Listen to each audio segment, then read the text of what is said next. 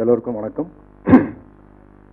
மேடையில் இருக்கும் ஸ்ரீ ஏவிஎம் சரவணன் சாருக்கும், டைரக்டர் சங்கர் சாருக்கும், கேமராமேன் டைரக்டர் கேவி ஆனந்த் சாருக்கும், வைரமுத்து சாருக்கும், அபர்ணாஜி, ஸ்ரீ பங்கஜ்ஜி, சாய் பிரசாத்ஜி, கிரண் ரெட்டிஜி, ஞானேஸ்வர்ஜி, மேடையில் முன்னால் இருக்கும் பிரிண்ட் மீடியா, எலக்ட்ரானிக் மீடியா மற்றும் எல்லாருக்கும் என் வணக்கம். இந்த படம் எல்லாரும் நீங்கள் பார்த்துருப்பீங்க, மிஸ் பண்ணுறதுக்கு சான்ஸே கிடையாது. இந்த படத்தில் நடித்தவங்க, ஒர்க் பண்ணவங்க உண்மையிலேயே ரொம்ப அதிர்ஷ்டசாலின்னு சொல்லணும். ஏன்னா இந்த படம் எந்த நேரத்தில் ஆரம்பித்தாங்கன்னு தெரியல. இந்த படம் ஸ்டார்ட் பண்ண பிறகு இந்த படத்தில் நடந்திருக்க சில இவெண்ட்ஸ், அதுக்கப்புறம் அதோட சக்ஸஸ், அண்ட் இப்போ லேட்டஸ்ட்டாக வந்து இந்த எஃபெக்ட்ஸ், ஒரு சைடில் வந்து சவுண்ட் அண்ட் ஒரு சைடில் வந்து விஷுவல், இது எல்லா படங்களுக்கும் வராது. நிறைய பேர் ட்ரை பண்ணுவாங்க, பட் எல்லாருக்கும் வராது. ஸோ ஃபர்ஸ்ட் ஆஃப் ஆல் இந்த ஒரு ப்ராஜெக்டை வந்து முன்னால் கொண்டு வந்த சரவணன் சாருக்கும் குஹன் சாருக்கும் நன்றி. அண்டு படம் வந்து ஷூட்டிங் பண்ணும்போது நிறைய படங்கள், அதாவது இப்போ வந்து கிட்டத்தட்ட நான் வந்து என்னோட 35th இயர் இது. ஆனால் இந்த படத்தில் சங்கர் சாரோட டைரக்ஷனில் ஒர்க் பண்ணும்போது நிறைய விஷயங்கள் நான் கற்றுக்கிட்டேன். ஒரு வில்லன் சொல்லும்போது சாதாரணமாக வந்து நிறைய பேர் வந்து அதை பெருசாக ஒன்று அட்டென்ட் பண்ண மாட்டாங்க. ஆனால் என்னோட கெட்டப் விஷயத்தில், அதுக்கப்புறம் என்னோட காஸ்டியூம்ஸு, அவர் பர்சனலாக வந்து எடுத்த இன்ட்ரெஸ்ட் நான் எப்பவுமே நான் மறக்க மாட்டேன். ஏன்னா எப்படி ஃபேஸை வந்து எப்படி மோல்ட் பண்ணலாம்னு சொல்லி நிறைய பேர் சஜஷன் பேசிகிட்டு இருந்தாங்க. சில பேர் வந்து மீசையை வைக்கலாம், தாடியை வைக்கலாம், வெட்டு வைக்கலாம், அப்படி இப்படின்னு. பட் அவர் வந்து செப்பரேட்டாக அவருக்கு ஒரு ஐடியா வந்து மீசையை எடுத்துகிட்டு ஹேரை ரொம்ப ஷார்ட்டாக ட்ரிம் பண்ணி கிளாஸை வச்சு அந்த பல்லு ஒன்று வச்சு பண்ணலான்னு சொல்லி ஒரு idea. It's great idea.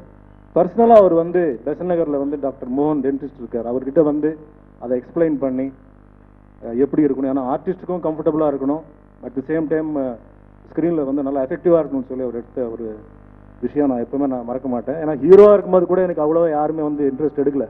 But ஷூட்டிங்கில் வந்து கோ டைரக்டர் சிவால்கர்னு ஒருத்தர் இருந்தார், அவர்கிட்ட என்னோட ட்ரெஸ்ஸு, அந்த ஒயிட் ட்ரெஸ்ஸு, அந்த ஃபோல்டு, கிளாஸ் கண்டினியூட்டியாக இருக்கட்டும், த்ரூ அவுட் பிகினிங்லேருந்து எண்டு வரைக்கும் ரொம்ப கீனாக அப்சர்வ் பண்ணி பெர்ஃபார்மன்ஸில் கூட வந்து நான் சில இடத்துல ஆக்ட் பண்ண ஆரம்பித்தேன். அப்போ வந்து ஆக்ட் பண்ணாதீங்க, நீங்கள் மகமூலாக நேச்சுரலாக பண்ணுங்கன்னு சொன்னார்.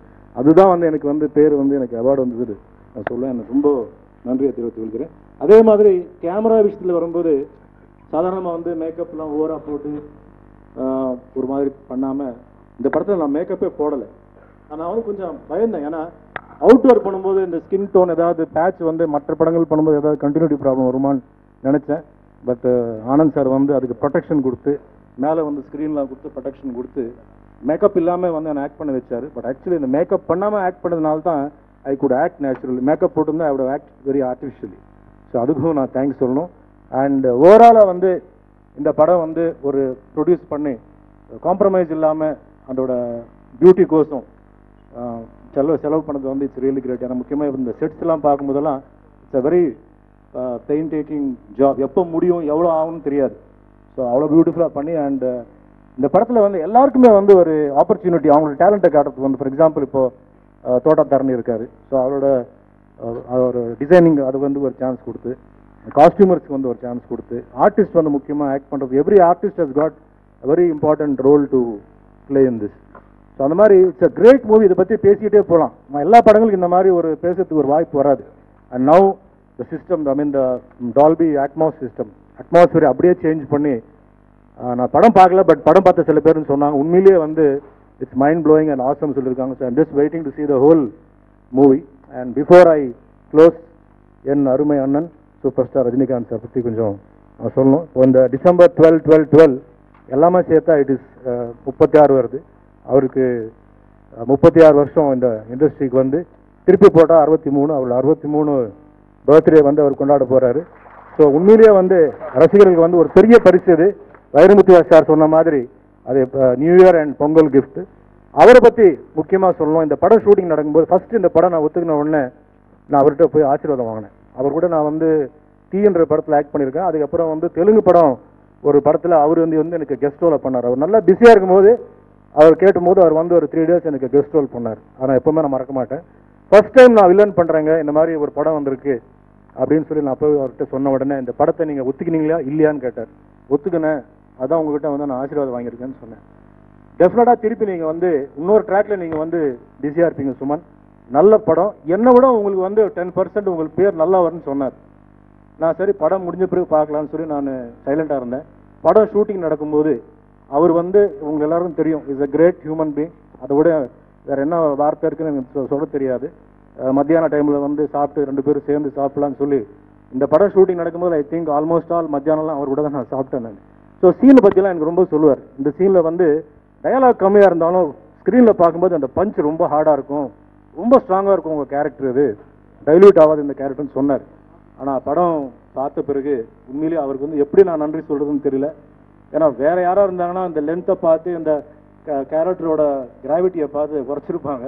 பட் அவர் ஒன்றுமே அவர் வந்து அதை பற்றி இன்டர்ஃபியர் பண்ணாமல் நான் நல்லா இருக்கணும், நான் இன்னும் பிஸி ஆகணும்னு சொல்லி அவர் வாழ்த்திருக்காரு. இப்போ நான் ரொம்ப பிஸியாக இருக்கேன். சங்கர் சாருக்கும் ஏவிஎம் சாருக்கும் எல்லாருக்கும் தேங்க்ஸ் சொல்கிறேன். ஏன்னா இன்னைக்கு நார்த் இந்தியாவில் போகும்போது நிறைய பேர் என்னை பார்த்து கேட்குறது ஒரு என் பேர் அவங்களுக்கு தெரியாது, சிவாஜி த பாஸ் அப்படின்னு கேட்குறாங்க. ஸோ அந்த அளவுக்கு வந்து எனக்கு ஒரு பேர் கொடுத்துருக்கு. I be always thankful to everybody and I wish this picture இப்போ இங்கே மட்டும் இல்லைங்க, ஒரு வேர்ல்டு லெவலில் கூட ஒரு பெரிய சக்ஸஸ் ஆகணும்னு சொல்லி நான் வேண்டிக்கிறேன். Thank you very much.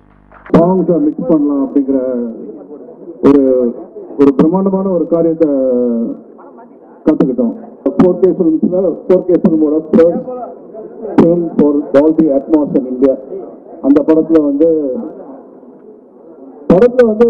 Effects dialogues அதெல்லாம் ஒரு இந்த 64 சேனல்ஸில் 128 சவுண்ட் ஆப்ஜெக்ட்ஸ் யூஸ் பண்ணி பண்ணுறது ஓரளவுக்கு எல்லாருக்கிட்ட வந்து கற்றுடலாம்.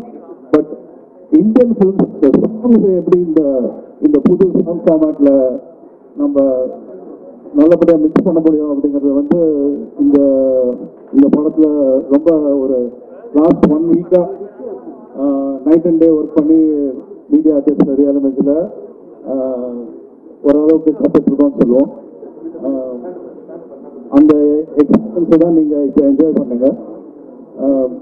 சிவகுமார் ரஹ்மான் ஸ்டுடியோலேருந்து எங்கள் கூடயே இருந்து இந்த சாங்ஸ் இந்த புது ஃபார்மேட்டில் மிக்ஸ் பண்ணாலும் எப்படி அந்த ஒரிஜினல் கம்போசிஷன்லேருந்து மாறாத இருக்கும் அப்படிங்கிறதுக்கு அவர் ரொம்ப கீனாக ஹெல்ப் பண்ணார்.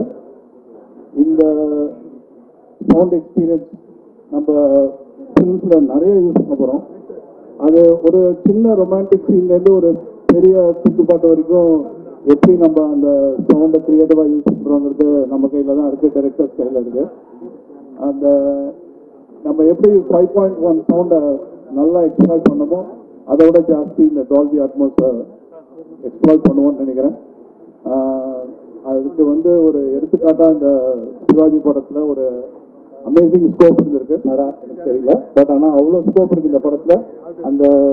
அந்த ஸ்கோப்பை வந்து எப்படி எக்ஸ்ப்ளாய்ட் பண்ணியிருக்கோம், எப்படி இந்த டால்பி அட்மாஸ்ல ஃபுல் ஃபில்மாக வரும்னு நீங்கள்